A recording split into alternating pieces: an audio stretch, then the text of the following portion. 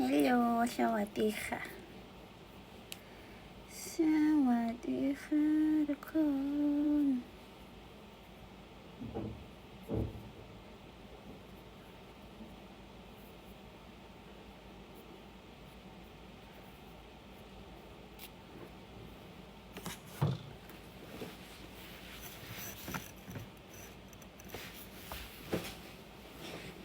สวัสดีค่ะ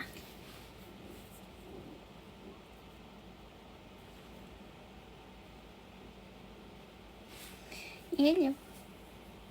ฮัลโหลฮัลโหลฮัลโหล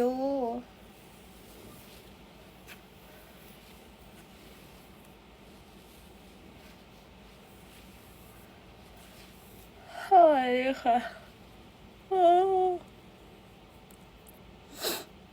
ปากแห้งมาก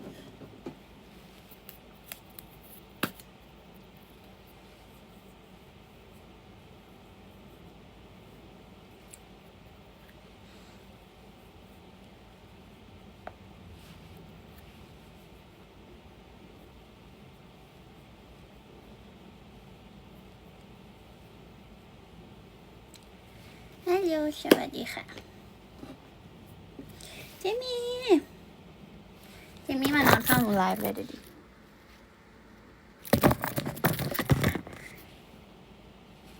เจมี่มานอนฟังหนูไลฟ์ด้วยทำไมรู้สึกร้อนจัง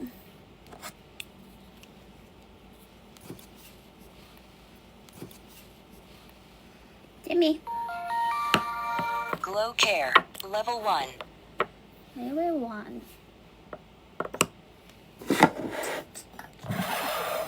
สวัสดีค่ะ Volume Care Level 9 Core Care Glow Care Level 2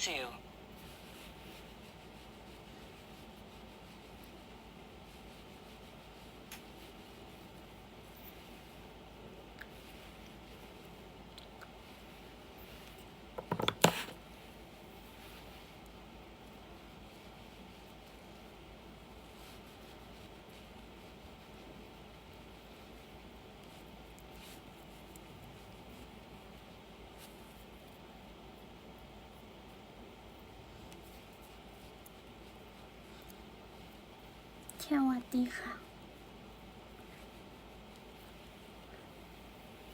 แต่งชุดอื่นน่ารักมากขอบคุณครับ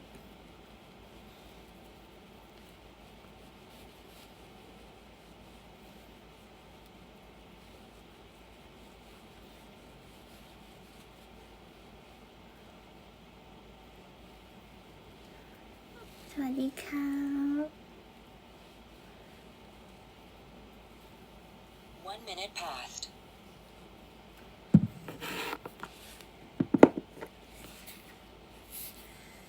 โอ้แสบหน้า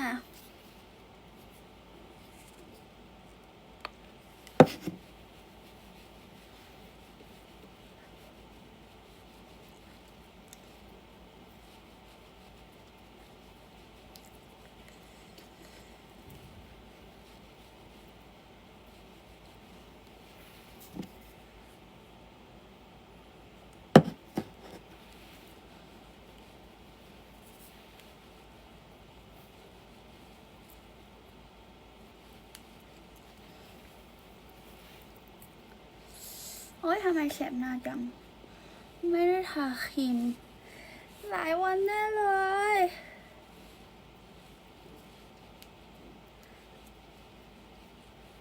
สวัสดีครับ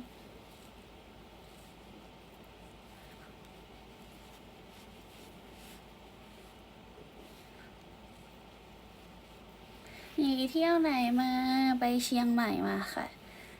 เชียงใหม่ก็แค่ปากซอยจริงๆเอาจริงๆไม่เคยคิดเลยว่าชีวิตนี้จะได้ไปเชียงใหม่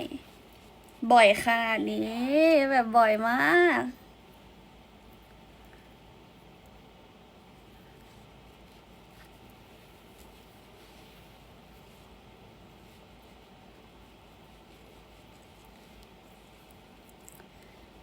ไปเชียงใหม่แบบ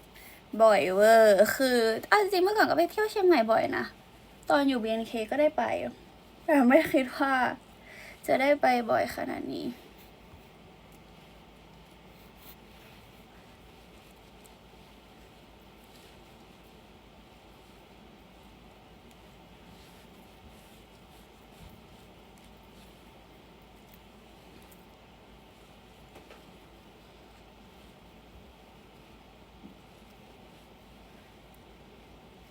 ตอนที่อยู่เคเท่ากับนานแล้วก็จริง มันเหมือนยังไม่นานเลยเนาะใช่ไหมมันเหมือนยังไม่นานเลยอะ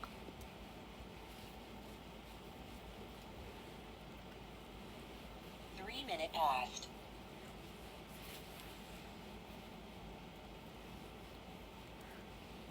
ไปทำอะไรมาบ้างหรอ หลักๆไปที่ม่อนกูเวนค่ะ หลักๆไปที่ม่อนกูเวน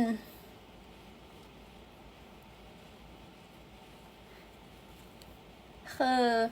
ครั้งแรกที่ไปเชียงใหม่กับเจ้าหญิง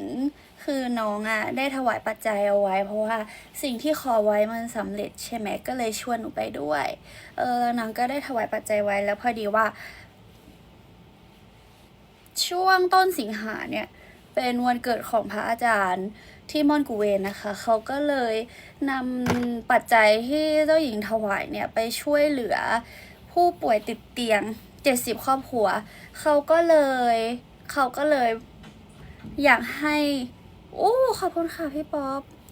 เขาก็เลยให้เจ้าหญิงเนี่ยอยากให้เจ้าหญิงได้ไปมอบด้วยตัวเองแล้วก็พระอาจารย์ก็บอกว่าถ้าวิวนิกว่างก็มาด้วยหนูก็เลยได้ติดสอยห้อยตามไปด้วยค่ะ หนูก็เลยได้ติดสอยห้อยตามไปด้วยครับ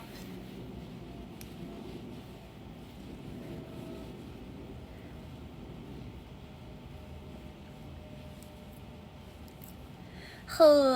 จะบอกว่าเป็นการทำบุญใหญ่มากๆใช่ค่ะคือเขาเรียกว่าอะไรอ่ะเขาบอกว่าทางเหนือเรียกว่าพิธีสืบชะตาใช่ไหมก็คือได้ไปเข้าพิธีสืบชะตาก็คือมีเกจิอาจารย์มีเกจิอาจารย์ในเชียงใหม่มาเหมือนสวดอวยพรให้กับพระอาจารย์ที่ม่อนกูเวนทุกคนคือเป็นพิธีที่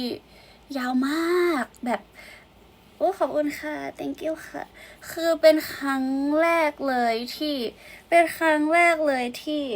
ได้ไปเข้าพิธีสืบชะตาเอาจริงคือไม่เคยรู้จักพิธีนี้มาก่อน We don't understand you please calm down I will translate later okay but I have to speak Thai first คือเพิ่งเคยเข้าพิธีสืบชะตาครั้งแรกแล้วรู้สึกว่าเป็นอะไรที่แบบ amazing มากแบบคือตอนแรกอะเอาจริงๆหนูกับเจ้าหญิงอะรู้สึกชนะกิเลสในตัวเองไม่ค่อยได้เลยคือง่วงมากทุกคนแบบว่า ตอนที่เขาสวดให้อะคือแบบว่าแบบหนูกับเจ้าหญิงคือแบบ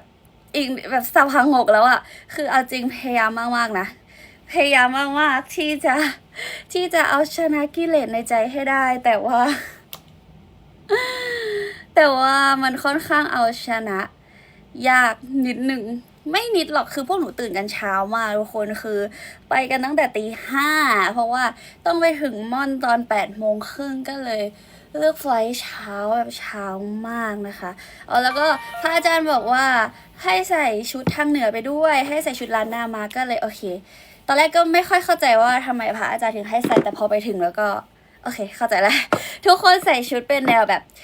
พัสซินหมดเลยจริงเหรอคนเหนือเชื่อว่าต่ออายุให้เราด้วยใช่ไหมดีมากนั่นแหละก็เลยแบบว่าวันเดย์ทริปค่ะ เพราะว่าทุกคนมันคือดวงมากคือหนูกับเจ้าหญิงแทบไม่ว่างเลยแต่ว่างแค่วันนั้นวันเดียว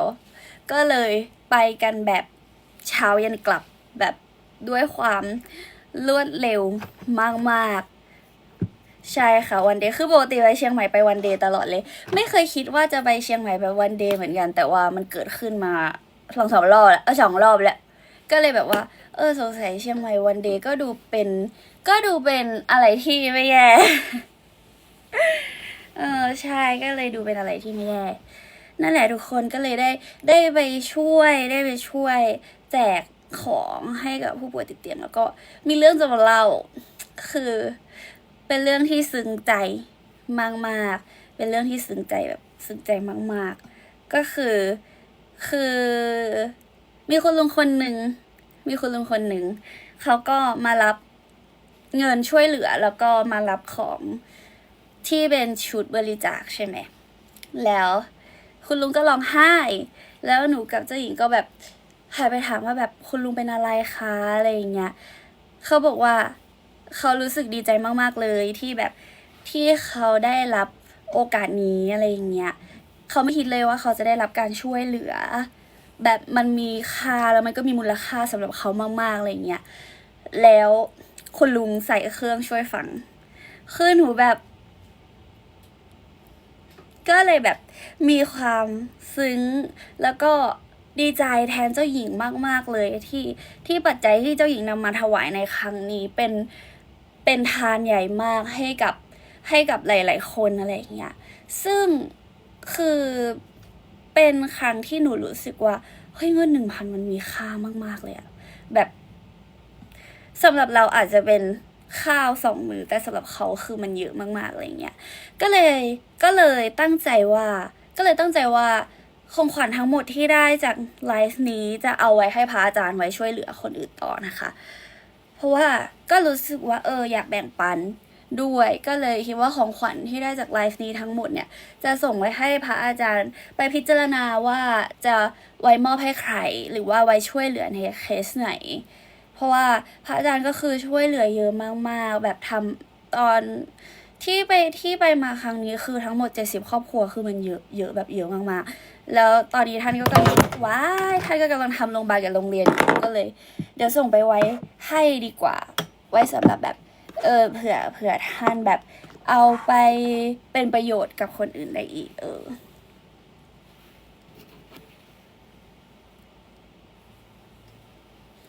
น่ารักอ่ะนั่นแหละก็เลยตั้งใจว่า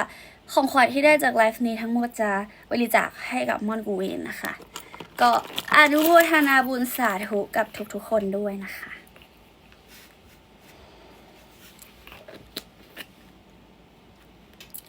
so I just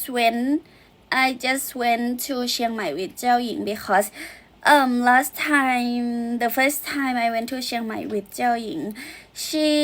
just donate the money and this time those money change into the help box like there is a necessary box inside they have like rice or detergent something like that to help the person who are get illness and cannot help themselves so I just like really glad that I just went to the event and I just met I met one grandfather that came to receive the money and receive the box and he was like crying in front of me and เจ้าหญิง and me and เจ้าหญิงasked what happened to you and he said that he's so glad that he was picked and received the donation money and the box because he never received something like this before so it's really made me and เจ้าหญิง really emotional and it's made me realize that sometimes like the value of the money is not equal for us like 1,000 baht may be like 2 meals but for him or for the people who are really needed it's just a lot like a lot so my intention for today is I will donate all the gift that you guys sent me today the money that received from the gift to Monguen so พระอาจารย์ can manage and give it to people who really need it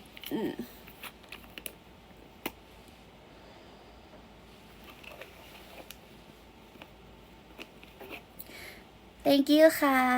so the gift that you guys gave me today I will give all like not cut any percent off give all to Monguen so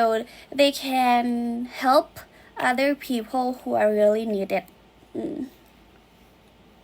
and so really thank you guys for donating me the gift and I will give it and I will tell them that it's for Munich and her fans เดี๋ยวจะบอกทางม่อนว่าเดี๋ยวจะบอกทางพระอาจารย์ว่าอันนี้เป็นเงินบริจาคจากมิวนิกและแฟนคลับนะคะ Today Jiu with my mother and today Jamie with me yeah วันนี้จิ๋วไปนอนห้องมานะคะสลับกันวันนี้เจมี่มาอยู่กับหนูเดี๋ยวจะพาไปเจออาจจะยังไม่ค่อยได้เจอเจมี่เท่าไหร่เพราะว่าปกติเจมี่ยังไม่ค่อยถนัดให้แบบมาเกาหัวเท่าไหร่ก็เลยแบบว่าอาจจะยังไม่ได้แบบไปให้แบบอาจจะไม่ได้เห็นเยอะเท่าไหร่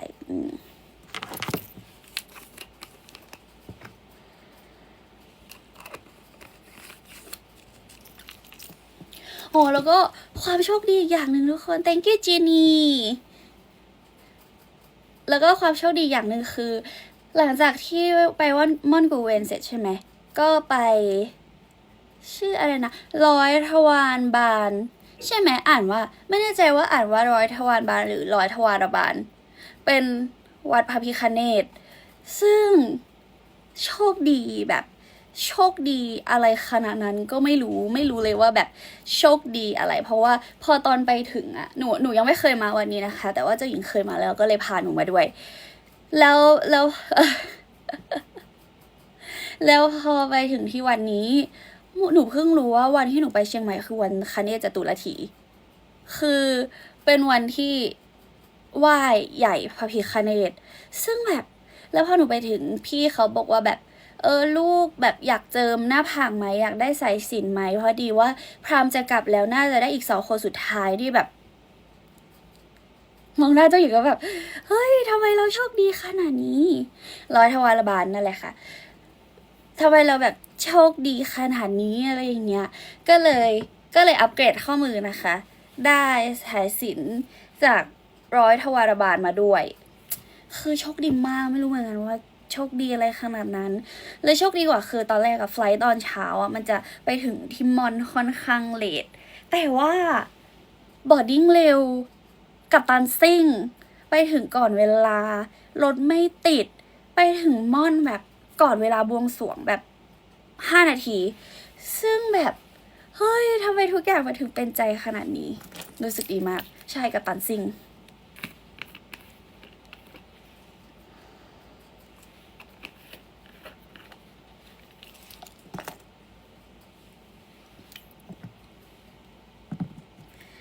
จริงคือตอนแรกอะหนูคิดว่ารถต้องติดแน่เลยเพราะว่ามันคือวันอาทิตย์ใช่ปะแล้วแบบมันคือวันอาทิตย์แล้วก็แบบตายแล้วไม่ได้มาวันธรรมดาด้วยรถติดแน่เลยแล้วตอนแรกอะคือจะไปถึงเชียงใหม่7:45นี่ก็คือตามเวลาแล้วยังไม่นับว่าแบบเราต้องรอคิวออกจากเครื่องเดินออกมาไปขึ้นรถไปม่อนคือมันใช้เวลาเยอะมากแต่ไปถึงตอน7:30แล้วเครื่องแลนปุ๊บแป๊บเดียวได้ออกจากเครื่องเลยคือแบบทุกอย่างเป็นใจมากทุกคนแล้วแบบปกติแล้วไปม่อนแบบ50 นาทีพระอาจารย์นัด8:30ไปถึง8:25คือมันแบบมันเป๊ะมากจากตอนแรกที่คิดว่าแบบโอ้น่าจะไปถึงสัก9 โมงชัวร์อะไรอย่างเงี้ยอ๋อจะบอกว่าวันนี้ชุดนอนใหม่ด้วย new pajamas today I just got new pajamas today. It's so cute. It's a little bear. โอ้ยเพิ่งเห็น It's glitter buttons. Oh my god. So cute. Ah. Yes, very cute pajamas.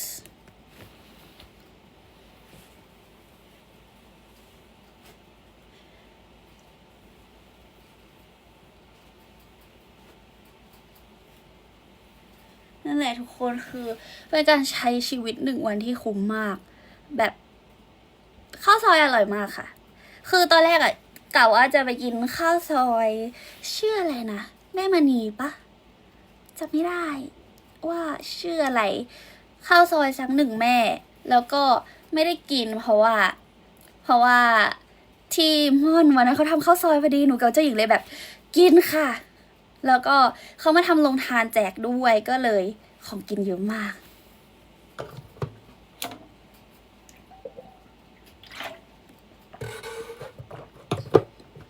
แล้วก็หยิบได้แดงมาฝากที่บ้านด้วย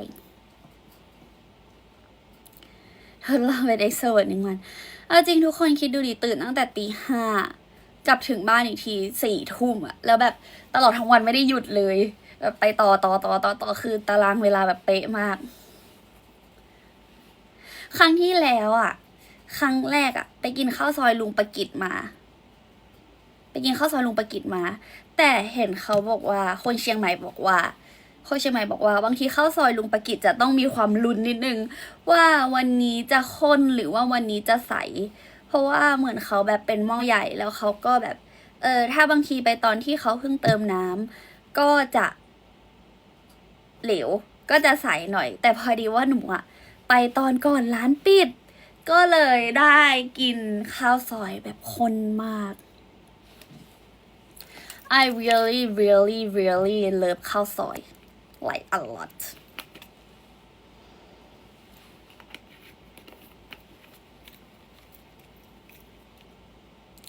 yeah it's a ข้าวซอยแบบสุ่ม ใช่คือเขาบอกว่ามันต้องสุ่มดวงให้หนูก็แบบอ้าวเหรอแสดงว่าครั้งที่แล้วโชคดีมากเพราะว่าได้กินแบบที่มันอร่อยมาก ได้กินแบบ คือครั้งที่แล้วพี่คนขับรถบอกว่า เดี๋ยวจะเร่งให้เลย เพราะกลัวไม่ทันกลัวจะหมดก่อน แล้วหนูไปถึงคือมันก้นหม้อแล้วอะทุกคน ใช่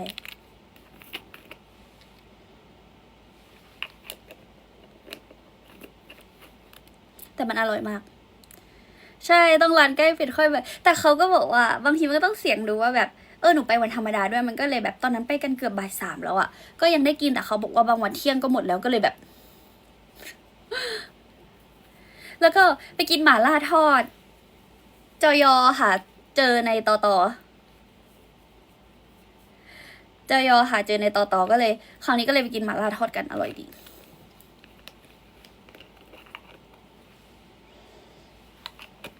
จริงอาจจะดวงถูกกับเชียงใหม่แต่เอาจริงไม่รู้เหมือนกันน้องแรน thank you for the roses นะคะ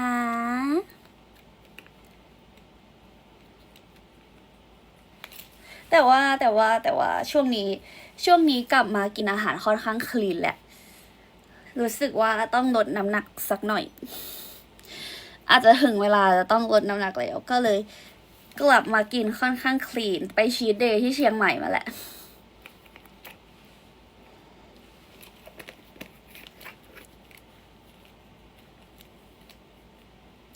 Can I see your pet? Of course, I will show you.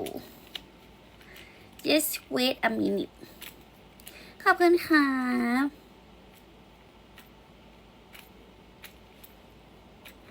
เราดูบล็อกออกกำลังกายเอาจริงทุกคนสภาพหนูไปออกกำลังกายแต่ละทีอะมันดูไม่เหมือนแบบ มันดูไม่ใช่บล็อกที่สวยงามเลยอะแต่ว่าไปเชียงใหม่กับเจ้าหญิงถ่ายบล็อกมาด้วย แต่ไม่รับปากว่าจะตัดเสร็จเมื่อไหร่เพราะตัดเอง So I just got recorded vlog that I went to Chiang Mai with เจ้าหญิง but I don't know the date that I will post because I edit it myself so I don't know when it's gonna finish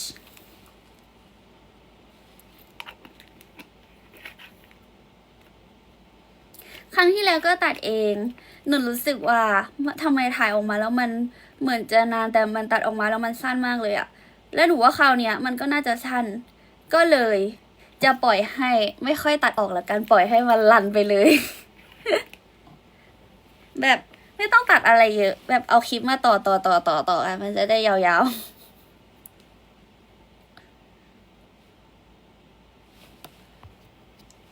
Oh, my gift can heal all the grandpa and grandma PP. Of course, Nong Ran, just one rose. It helped a lot. Thank you so much. You have such a kind heart. all of you such a kind heart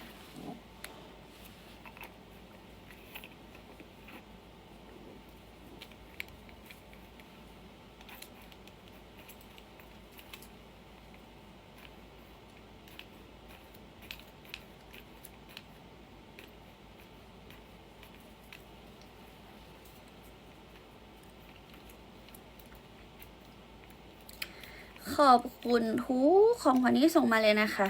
ทุกคนใจดีกันมากๆเลย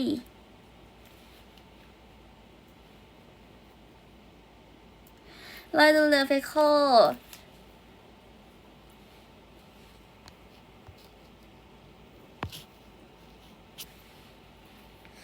ใช้ได้สันอันไหนคะที่แบบอันตั้งแต่รับปริญญาใช่ไหมใช้บ่อยมากเอาไปต่างประเทศตลอดเลย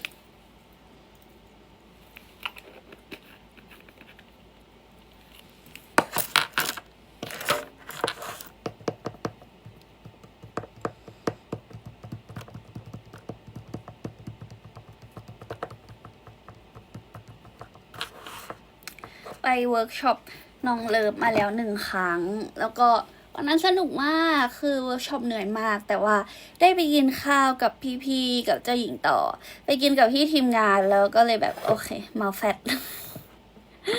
เมาแฟตเลยครับชินจ้าว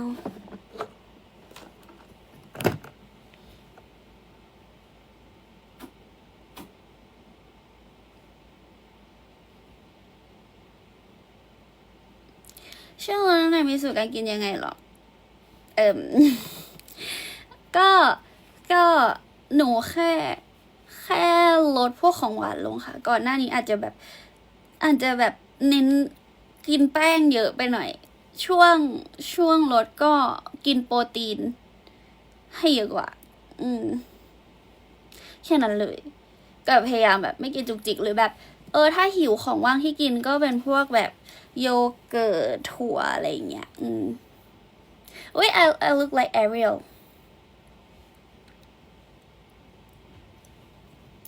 เป็นพวกแบบโยเกิร์ตถั่วอะไรอย่างงี้ใช่แต่ก็ไม่รู้นะคะจะทำได้สักกี่วัน เอากับแบบช่วงนี้ท้องหนูไม่ค่อยดี ท้องหนูไม่ค่อยดีก็เลยแบบพยายามเลี่ยงทุกอย่างที่มันจะทำให้ท้องอืดแบบ ของมัน thank you ของทอดของเผ็ดน้ำอัดลมอะไรเงี้ยกับหนูซอยมือเล็กมากแบบ ซอยเป็นมือเล็ก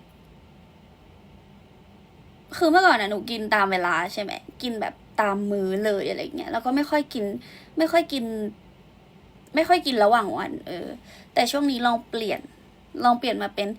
กินมือเล็กๆที่ว่าคืออิ่มแค่แบบอิ่มแบบไม่ฟูอ่ะอิ่มแค่ประมาณ50%ก็พอแล้วหิวค่อยกินใหม่คืออย่างวันนี้ก็อยากรู้ว่าแบบแล้วถ้าทำอย่างนี้จะกินเยอะขึ้นไหมก็ไม่เยอะขึ้นนะทุกคนก็แบบเหมือนคำนวณไว้แล้วอะอย่างวันนี้แบบตอนเช้าหนูสั่งแก๊ปมาใช่ไหมสั่งคิมบับมา1 แถวแล้วก็เขาเรียกอะไรอะลุยสวนเนาะลุยสวนมา1 กล่องแล้วก็เฉลี่ยกินทั้งวัน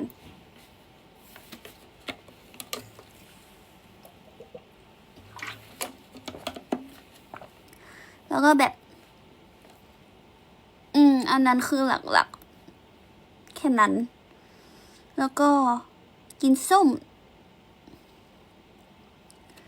ก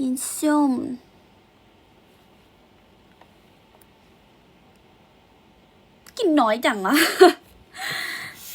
กินน้อยไปไหมเนี่ยแต่ตอนเนี้ยก็เริ่มหิวแหละก็เลยว่าอาจจะลงไปกินไข่ต้มแล้วก็นมอัลมอนด์ทานน้ำเปล่าเยอะมากครับ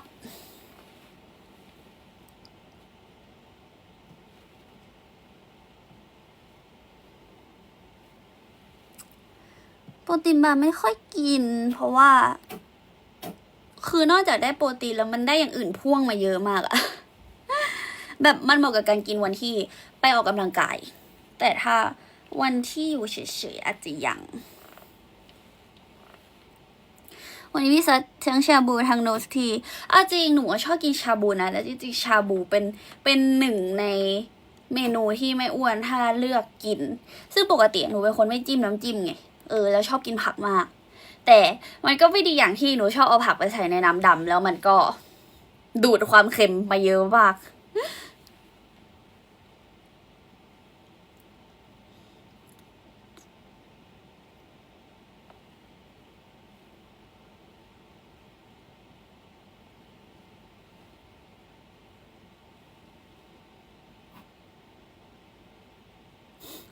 ไม่จิ้มน้ำจิ้มไม่ได้ เมื่อก่อนนะหนูก็จิ้มนะแต่หนูเป็นคนจิ้มน้อยตั้งแต่ไหนแต่ไรแหละก็เลยแบบ อย่างสมมติเวลาไปกินสุกี้ร้านสีเขียว แล้วเขาให้น้ำจิ้มมา1 ถ้วยหนูกินไม่ถึงครึ่งตลอดเลยกลับเป็นคนชอบกินผักที่เอาไปต้มมากๆก็เลยชอบกินชาบูเพราะว่าชอบเวลาที่เอาผักไปต้มเมนูโปรดเหรอเมนูโปรดเหรอยังคิดไม่ออกเลยว่าจะกินอะไรอะพรุ่งเนี้ย ยังคิดไม่ออกเลยว่าจะกินอะไรถ้าเมนูโปรดตอนที่พยายามดูแลสุขภาพมันคือของหวานนะสิมันคือสกินนี่ลิเชียสนะสิ I love สกินนี่ลิเชียสสุดๆเลยล่ะโดยเฉพาะเค้กช็อกโกแลตของเขามันอร่อยมากมันอร่อยมากๆเค้กช็อกคือหนูให้ทุกคนชิมแล้วทุกคนถามว่าอันนี้มันคลีนเหรอซึ่งมันคลีนแล้วหนู Amazing มากเพราะว่าหนูเคยพยายามทำขนมให้มันคลีนเพราะรู้ว่าตัวเองชอบกินขนมแต่มีเมนูหนึ่งหนูภูมิใจมากแต่ตอนนี้จำสูตรไม่ได้แล้วนะมันคือบราวนี่ที่ไม่ใส่แป้งเลยและถ้าเราใส่เป็นพวกย่าหวานมันก็จะไม่มีน้ำตาลเช่นกันแล้วมันก็มีแต่ไขมันดีและใช่มีแต่ไขมันดีและมีโปรตีนแต่ว่าตอนนี้ทำไม่ได้แล้วนะไม่รู้แล้วว่าตอนนั้นทำได้ยังไงแต่ว่า I love skinny delicious มากใครบอกจะส่งเครื่องต้มไข่มาให้หนูนะคือตอนนี้น่าจะได้ใช้สุดๆเลยแหละน่าจะกินไข่ต้มเป็นว่าเล่นเลยอะแล้วตอนนั้นอะทำแบบงงๆด้วยทุกคนเพราะว่าเหมือนตอนแรกอบออกมาแล้วมันดูเละมากเลยอะมันดูเหลวใช่ปะแล้วหนูก็แบบไม่อยากทิ้งอะเสียดายมีแต่วัตถุดิบแพงๆมีแต่อะโวคาโดกล้วยผงโกโก้ผงอัลมอนด์อะไรอย่างเงี้ยหนูก็เลยคิดอะไรไม่รู้เอาไปแช่ตู้เย็นแล้วพอสุดท้ายทุกคนทุกอย่างที่มันเคยละลายอ่ะมันหนึบขึ้นแบบอะโวคาโดมันหนึบขึ้นอะโวคาโดมันหนึบขึ้นไอ้นั่นมันหนึบขึ้นทุกอย่างมันหนึบขึ้นแล้วมันกลายเป็นว่ามันอร่อยมากจริงครั้งหน้าต้องถ่ายบล็อกแหละใช่ความเสียเป็นเหตุแล้วคือตอนแรกหนูจะทิ้งแล้วแต่หนูด้วยความเสียดายจริงๆแบบโหใช้แป้งอัลมอนด์ไปครึ่งถุงอะไรอย่างเงี้ยแล้วแบบหนูใช้ช็อกโกแลตแบบดาร์กช็อกที่ไม่มีนมน้ำตาลผสมเอาไปละลายใส่หนูคิดไงไม่รู้หนูเอาเข้าตู้เย็นอร่อยเลยแล้วตลกมากทำครั้งที่2ก็ยังเป็นแบบนี้แล้วหนูก็เลยบอกตัวเองว่าลองเข้าตู้เย็นดูก่อนแล้วมันก็อร่อยเหมือนเดิม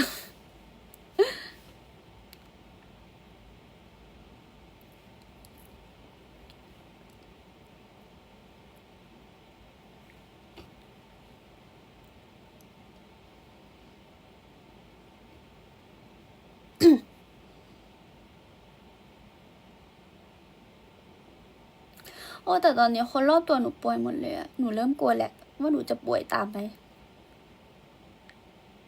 คือตอนนี้คนรอบตัวหนูเหมือนเป็นไข้หวัดอะหนูไม่อยากเป็นเลยอะทุกคนไม่อยากเป็นเลยอะ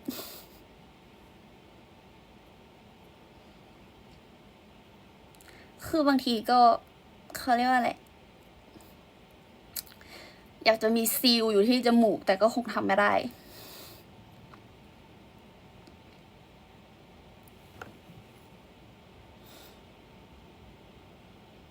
อยากขึ้นคอน10 ปีเใช่ไหมอยากขึ้นค่ะ แต่อาจจะต้องถามค่ายก่อนว่าให้หรือเปล่า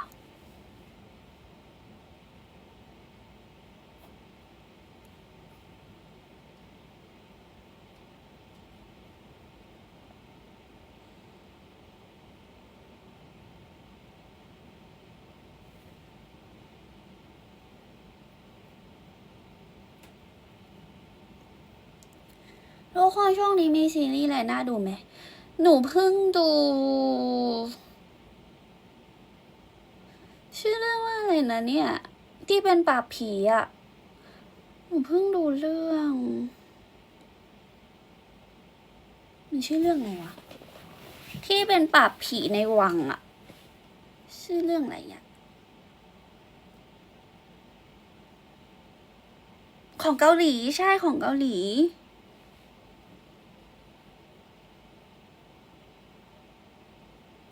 ใช่ The East Palace ใช่The East Palace นั่นแหละเพิ่งดูจบ แล้วก็เพิ่งดูสายลับคิมจบ ก็เลยไม่รู้จะดูอะไรต่อ ใช่บุรพาอาถรรพ์เมื่อกี้นึกว่าชื่ออะไรหรือว่าตะวันออกอาถรรพ์รู้สึกว่า มันไม่ใช่อ่ะ มันไม่น่าชื่อตะวันออกอาถรรพ์นะบุรพาอาถรรพ์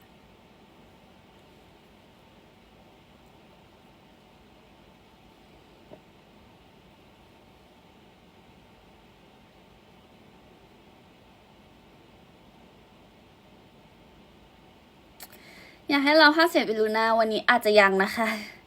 อาจจะเจ็บคอ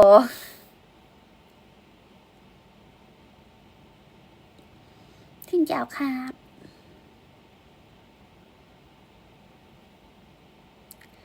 ไม่รู้จะดูอะไรดี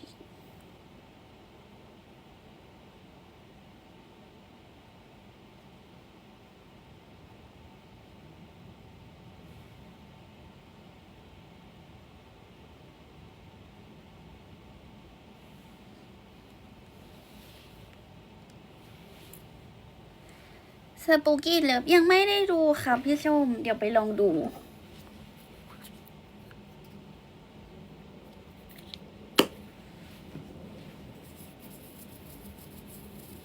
ทนายปีศาจดูแล้ว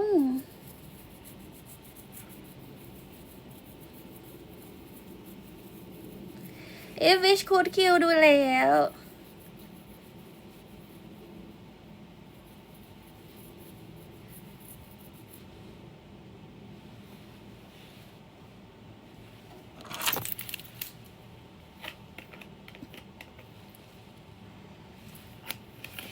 เดี๋ยวพาไปดูเจมี่ดีกว่า แล้วเดี๋ยวหนูจะบายแหละนี่ทำไมกล้องมันไม่ยอมกลับให้หนูอ่ะทุกคนมันกลับกล้องไม่ได้หรอ มันกลับกล้องยังไงอะเดี๋ยวแหละเจมี่ค่ะปกติเจมี่ยังไม่ค่อยได้ออกกล้องเท่าไหร่เจมี่ This one not Jiu this one is Jamie I have 2 rabbits จิวอยู่ห้องมาครับ ตอนนี้น้องยังอยู่ด้วยกันไม่ค่อยได้ น้องไม่อ้วนนะ น้องแค่เป็นคนโครงใหญ่ครับ น้องแค่เป็นคนโครงใหญ่ครับ น้องไม่อ้วนครับ แต่เจมี่เหมือนหนูคืออะไรรู้ปะเป็นเด็กภูมิแพ้ทุกคนจามทุกวันเลย เจมี่เป็นเด็กภูมิแพ้ ตอนรับมาเขาบอกว่า5 ขวบครับ แต่ว่าก็ไม่มีใครรู้ว่าจริงๆกี่ขวบแล้ว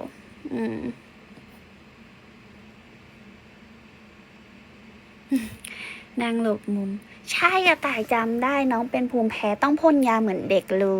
ยนี่เขาต้องพ่นยาเหมือนเด็กเลยครับอันนี้ดีขึ้นแล้วนะยอมให้หนูยอมให้หนูรูปแล้วแบบไม่วิ่งหนีแหละก่อนหน้านี้นะยื่นมือปุ๊บวิ่งจูดเลยนี่ยอมให้จับหัวแหละยอมให้จับหัวแหละ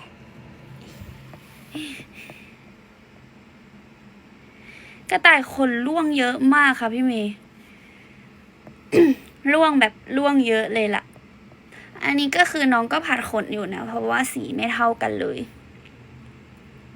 เครื่องพ่นยาน้องจะเป็นกล่องค่ะ เอาน้องเข้าไปอยู่ในกล่องแล้วก็ทำให้ไอ้น้ำกลายเป็นควันจิมี่เซฮายจิมี่เซฮายของหนูอาจจะไม่ได้หวีทุกวันเพราะว่ากระต่ายเขาไม่ชอบให้หวีขนน่ะเพราะหนูหวีบแล้วเขาถีบหนู ใช่ไหมใครแรงเยอะเจมมี่เนี่ยแรงเยอะจะหวีขนทีต้องจับ2 คนไม่งั้นจับไม่ไหวไม่งั้นจับไม่ไหวเลยครับไม่งั้นจับไม่ไหวเลยครับ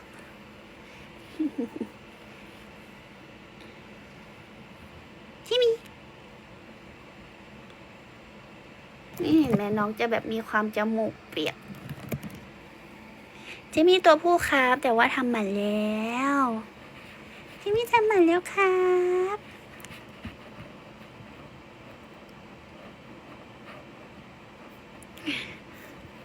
คือเจมี่อ่ะเมื่อก่อนเขาแบบมีพี่น้องเป็นกระต่ายแล้วทีนี้พี่น้องเขาก็กลับดาวไปแล้วจริงๆเขาว่าอยากเล่นกับกระต่ายด้วยกันมากกว่าเขาอยากเล่นกับกระต่ายด้วยกันมากกว่าคือเขาไม่ค่อยชอบเล่นกับคนเขาอยากเล่นกับกระต่ายด้วยกันแต่พอดีน้องจิ๋วเนี่ยชอบอยู่กับคนมากกว่าอยู่กับกระต่ายด้วยกันเขาก็เลยยังไม่ค่อยถูกกันเท่าไหร่คือเจมี่เขาก็อยากไปชวนจิ๋วเล่นมากๆเลยยายน้องจิ๋วก็เป็นอินโทรเวิร์ตแล้วก็ไม่ชอบให้ใครมายุ่งก็เลยทะเลาะกันเพราะว่าพี่เจมี่เขาอยากเล่นกับน้องจิ๋วแต่ว่าน้องจิ๋วเขาไม่ชอบอ้าวอะไรวะ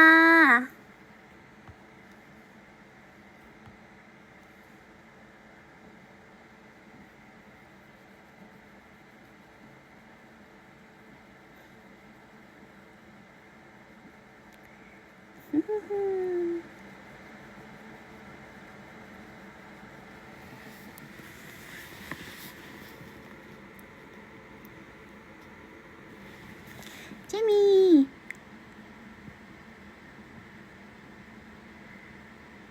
โอ้เจมี่คือจริงๆเจมี่เขาพลังเยอะค่ะแต่ว่าเขาอะจะแบบทำท่าแบบนิ่งๆเวลามีคนมาลูบแต่จริงๆเขาแบบชอบมานอนเติมพลังแล้วเขาก็จะวิ่งคือหนูบอกแล้วเขาดีกับกระต่ายด้วยกันถ้าจิ๋วเดินเข้าห้องมานะวิ่งชาร์จจิ๋วเลยอะแต่พอเขาเจอคนแล้วเขาเป็นพ่อหนุ่มเรียบร้อยครับเห็นเจ้าหญิงแล้วอันนี้อีกตัวหนึ่งของพี่เองชื่อเจมี่ครับชื่อเก่าชื่อวาฟเฟิลครับตอนนี้เปลี่ยนเป็นเจมี่แล้วครับ คือวันแรกที่เอาเจมี่มาเขาก็นิ่งอย่างนี้แหละเลยรู้สึกว่าน่าจะเข้ากับจิ๋วได้แต่พอเจอจิ๋วเท่านั้นแหละเจมี่ครับ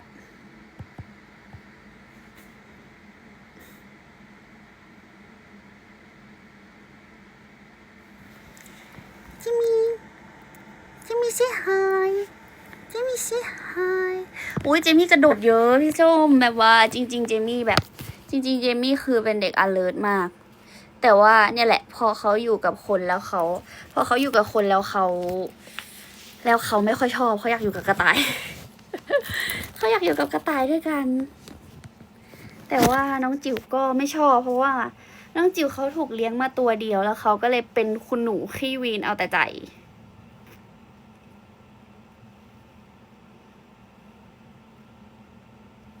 แต่ปกติเจมี่วิ่งเก่งมากใช่เอ้ย เจ้าหญิงให้พี่เป็นกระต่ายเหรอ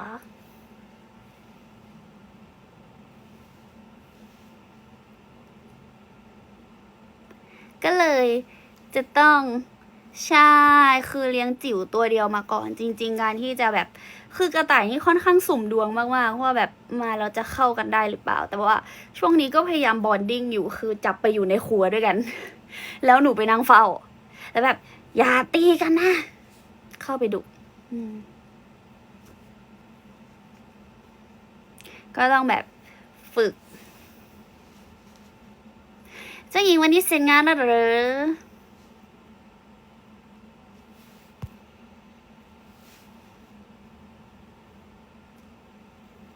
คือเวลาหนูเข้าไปนั่งอ่ะ จิ๋วจะชอบเดินมาขอความช่วยเหลือ จิ๋วจะชอบเดินมาแบบเด็กช่วยหนูด้วย เอาหนูออกไปจากตรงนี้ทีกระต่ายตีกันยังไงอ๋อฟัดกันเลยพี่ส้มแล้วขนก็กระจุย แต่มันคือแบบกระต่ายตื่นตูมอะหมายถึงว่าแบบบางทีเจมี่ยังไม่ได้ทำอะไรเลยอะแค่เดินเข้าไปดมจิ๋วแล้วจิ๋วมันก็กระโดดจุ้งแล้วก็วิ่งตลกเมื่อกี้เจ้าหญิงบอกว่าอะไรนะเสร็จแล้วหมดแรงเก่งมาก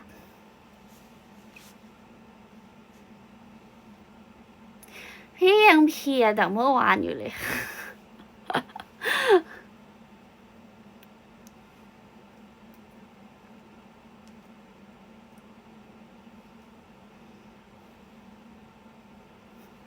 เอาจริงว่าพี่เวย์คือเมื่อวานอะนั่งอยู่ที่สนามบินเชียงใหม่กันแล้วเครื่องมันดีเลย์ใช่ไหมแล้วมองหน้ากันแล้วแบบเจ้าหญิงบอกพี่สิ่งที่ควรทำที่สุดตอนนี้คือการไลฟ์ค่าเวลา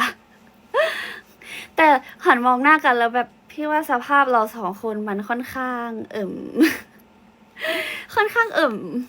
ฮ้ยทุกคนเดี๋ยวหนูเอาให้ดูทุกคนดู ตัวยาวปะ ตัวยาวปะ ตัวยาวมากเลยอ่ะสบายใจเลยอ้าวลูกเร็ว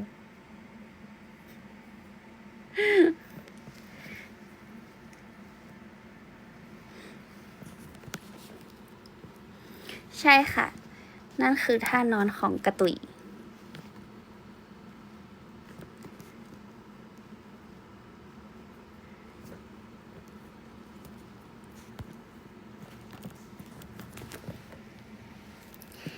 เดียบไปแหละทุกคน หนูจะไปนอนแหละ หนูง่วงมาก หนูจะไปนอนแหละ ได้เลยครับ เดี๋ยวรอวันที่ว่างทั้งคู่ไปเรียบค่ะ อุ้ยพี่ป๊อปขอบคุณค่ะ ขอบคุณนะคะไปยังครับบ๊ายบายครับ ขอบคุณสำหรับของขวัญในวันนี้ด้วยนะคะ เดี๋ยวหนูมาอัปเดต อนุโมทนาบุญครับบ๊ายบาย Good night